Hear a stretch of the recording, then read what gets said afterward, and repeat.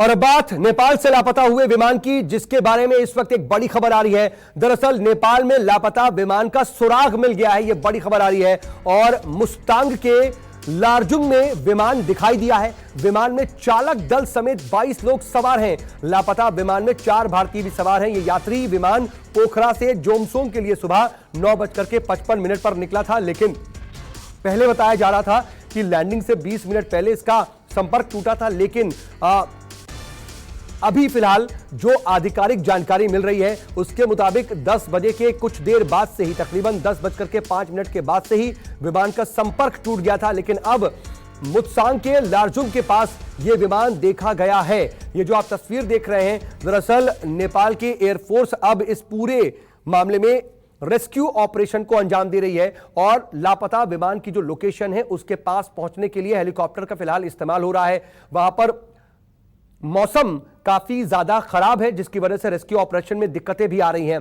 लेकिन फिलहाल यह रेस्क्यू ऑपरेशन आगे बढ़ाया जा रहा है। खास बात यह है कि विमान का जो पायलट था उसका फोन रीचेबल है और लगातार उसके फोन पर कॉल करने की कोशिश हो रही है।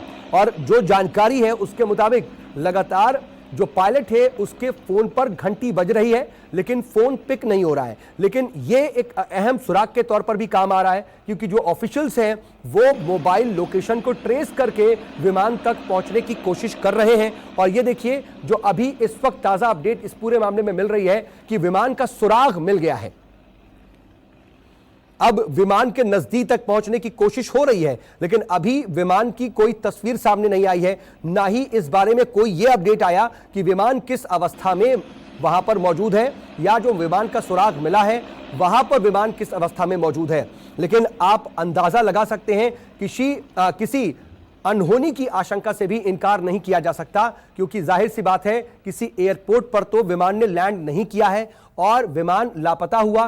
कई घंटों की मशक्कत के बाद, तकरीबन 3 घंटे 4 घंटे की मशक्कत के बाद विमान का पता लगाया जा सका है। लेकिन अभी विमान का सिर्फ सुराग हाथ लगा है। विमान की कंडीशन कैसी है, क्या क्रैश हुआ था, क्या कोई हादसे का शिकार हुआ, इस बारे में अभी जानकारी नहीं मिल पा रही है। लेकिन आशंका इसकी बहुत प्रबल है, क्योंकि फिलहाल यह जानकारी मिल रही है कि विमान का पता चल गया है, उसका सुराग मिल गया। और ये मैप के जरिए हम दिखाने की कोशिश कर रहे हैं कि आखिर कहां से विमान उड़ा था और कहां तक जा रहा था। ये नेपाल का पोखरा इलाका है जहां से इसने उड़ान भरी थी, और पोखरा से जोमसोम इस विमान को जाना था। बताया जा रहा है कि तकरीबन 2 घंटे का सफर था, लेकिन अपने उड़ान भरने के बाद से ही, कुछ मिनटों के बाद से ही इसका संपर्क टूट गया था। शुरुआती जानकारी तो यह थी कि 1 घंटा 40 मिनट तक इसका कनेक्शन था और लास्ट के 20 मिनट तक इसका संपर्क टूट गया। जब लैंडिंग करनी थी, लैंडिंग से 20 मिनट पहले से संपर्क टूट गया, यह जानकारी थी। लेकिन देखिए, यह अहम तस्वीरें सामने आ रही हैं। ये जो पहली तस्वीर इस वक्त आप जो आ रही है वो हम आपको दिखाने की और बताने की कोशिश कर रहे हैं। जो परिजन हैं उनका क्या हाल है, परिजनों को किसी अनहोनी की जो आशंका है, उस आशंका से उस आशंकित परिजन काफी ज्यादा परेशान हो रहे हैं। उनकी आंखों से आंसू नहीं रुक रहे। तो वहीं सेना का रेस्क्यू ऑपरेशन भी चल रहा है, लेकिन फिलहाल विमान का सुराग मिल गया है। उस तक अब पहुंचने की कोशिश हो रही है। अगर मौसम ठीक होता तो विमान तक पहुंचा भी जा सकता था अब तक। लेकिन आप तस्वीरों में भी देख रहे हैं, जब ये सेना का हेलीकॉप्टर रेस्क्यू ऑपरेशन करने के लिए आगे बढ़ रहा है तो पीछे की ओर पूरी धुंध नजर आ रही है। मौसम भी काफी ज्यादा खराब है। बताया जा रहा है कि वहां पर बर्फबारी भी हुई है, वहां पर बारिश भी हो रही है। ऐसी स्थिति में रेस्क्यू ऑपरेशन को अंजाम देने में कई तरह की मुश्किलों का भी सामना करना पड़ रहा है।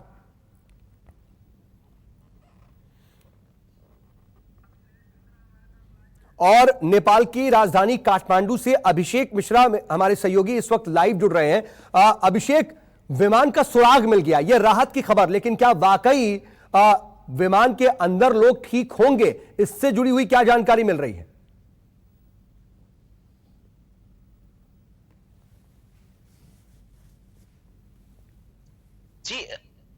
जी बता दें कि नेपाली सेना ने नेपाल के जो विमान, जो लापता विमान है, उसकी सुराग ढूंढ ली है। नेपाल के पोखरा से जोमसोम जाने के दौरान जो है एयरलाइंस की, तारा एयरलाइंस की जो है विमान, उसको लापता होने की जो है वो पुष्टि हुई थी, जिसके बाद एक अवकाश जो है वो देखने को मिला है। लेकिन मौसम खराब होने की वजह से जो है वहां पर बड़ा हेलीकॉप्टर नहीं उतार पा रहा है। और दूसरी तरफ नेपाली सेना की छोटी हेलीकॉप्टर जो कि काठमांडू से अब जो है वो उड़ चुका है और वो जल्द ही उस जगह पे पहुंच जाएगा जहां पर अब वो अवकाश दिख रहा है, जिसके बाद जो है वो पुष्टि की जा सकती है कि विमान जो है वो दुर्घटनाग्रस्त हो गई है या किसी तरीके से वहां पे फंसी हुई है। जी, लेकिन अभी जो विमान का सुराग मिल गया है, यानी कि अभी विमान की लोकेशन पता चल गई है, अब विमान तक पहुंचने की कोशिश हो रही है, क्यों अभिषेक?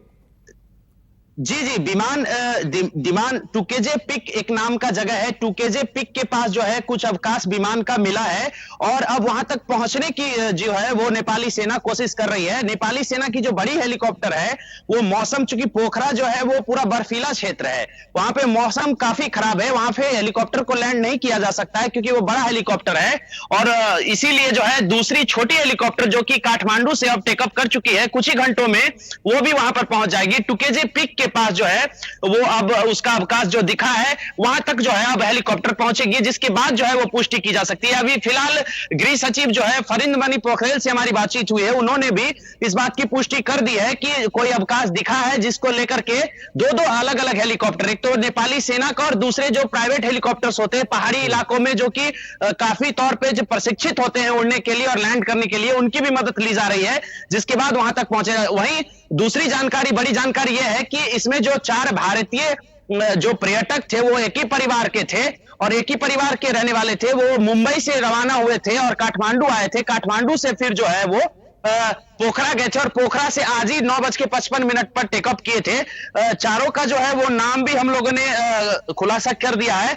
जो चारों हैं वो एक ही परिवार के रहने वाले हैं, पति पत्नी और 2 बच्चे हैं। पहले तो अशोक कुमार त्रिपाठी और वैबसी पादिकर, धनुषा त्रिपाठी और राधिका त्रिपाठी जो है वो चारों जो है भारतीय पर्यटक इसमें सवार हैं।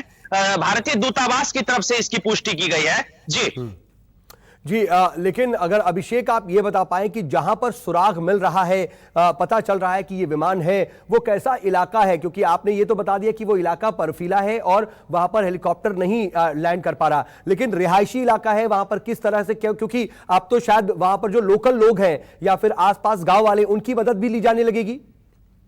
नहीं, चूंकि वो इलाका काफी बर्फीला और पहाड़ियों के बीच, आप दृश्य में दर्शक अभी देख रहे होंगे, जो अभी जो तस्वीर दिखाई जा रही है अभी हमारे टेलीविजन स्क्रीन पे, उस पे दर्शक देख पा रहे होंगे कि वो कितना जोखिम भरा वो जगह है। वहां कोई रिहायशी इलाका नहीं है, वो एक वो जो एक पिक है, पिक पावर है, जिस पर जो है वो विमान बीच में जाके अड़ा हुआ है, वहां तक पहुंचना बहुत मुश्किल है। नेपाल में जब जो आइस क्यूब पर जो फिसलने वाली एक शेरपा नाम का व्यक्ति होता है, जो शेरपा लोग, कभी लोग बर्फीले इलाके में फंस जाते हैं तो वहां से जाके उसको निकाला जाता है, वो जो है वो लोगों की भी मदद ली जा रही है, उन लोगों से भी मदद ली जा रही है, उन लोगों को हेलीकॉप्टर में लेकर वहां तक उतारा जाएगा और उतारने के बाद ही ये पुष्टि की जा सकती है, पुष्टि हो सकती है कि वहां पर विमान किस स्थिति में है। क्योंकि वो जो इलाका है वो इतना बर्फीला है और ऐसा इलाका है जहां नहीं कोई वहां पर गांव है, नहीं कोई ऐसा व्यवस्था है जहां पर बड़ी हेलीकॉप्टर को उतारा जा सके। इसीलिए छोटी हेलीकॉप्टर और जो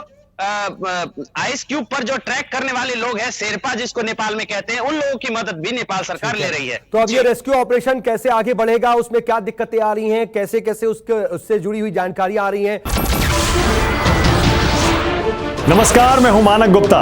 अगर आपको हमारा ये वीडियो पसंद आया हो तो इसे लाइक और शेयर जरूर करें और हां, हमें सब्सक्राइब और फॉलो करना ना भूलें ताकि आप देश और दुनिया की कोई खबर मिस ना करें। तो जुड़े रहिए हमारे साथ और देखते रहिए न्यूज़ 24।